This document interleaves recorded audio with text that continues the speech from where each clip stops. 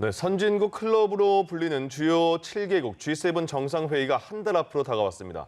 주최국인 미국의 트럼프 대통령이 참석 대상 국가를 늘리자면서 우리나라 등 4개 나라를 새로운 멤버로 제안을 했는데 독일과 일본 등은 반대 입장을 표명하고 있습니다. 참석 멤버가 어떻게 결정되느냐에 따라 회의의 성격과 위상도 달라질 것으로 보입니다.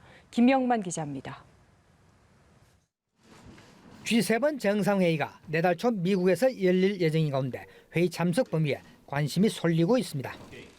트럼프 미 대통령이 지난 5월 현재의 G7 외에 한국과 호주, 인도, 러시아를 추가해 G11 정상회의 개최를 제안했기 때문입니다.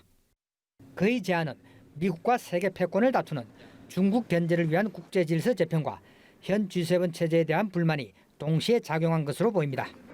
G7은 미국과 영국, 프랑스, 독일, 이탈리아, 캐나다, 일본을 말합니다. 이번에 제안을 받은 한국과 호주, 인도는 초청을 환영하는 분위기입니다. 우리 정부는 미국과 긴밀히 협의하는 등 적극 찬성하고 있으며 호주와 인도도 환영 의사를 밝혔습니다. 하지만 러시아는 중국, 브라질 등의 국가를 제외하고 어떻게 세계 경제사회 발전을 논의할 수 있겠느냐라고 반문하며 사실상 거부 의사를 표명했습니다. G7 회원국들 사이에서도 부정적인 기류가 감지됩니다. 아시아 유일의 G7 회원국인 일본은 중국과 북한을 대하는 한국의 자세가 G7과 다르다며 한국 참여에 반대했습니다.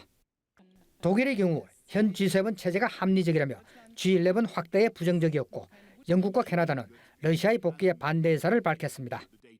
준회원국이었던 러시아는 지난 1997년 정식 참여하면서 한동안 G7이 G8로 확대됐지만 2014년 러시아의 크림반도 강제 병합으로 제외됐습니다.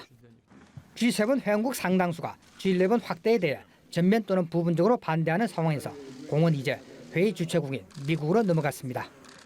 다만 트럼프 대통령이 한국, 호주, 인도, 러시아를 회의에 초청하더라도 나머지 G7 국가가 동의해주지 않으면 추가 초청국 정상의 참석은 이번 회의에 국한되게 되며 G11 확대는 물 건너가게 됩니다. 연합뉴스 김영만입니다.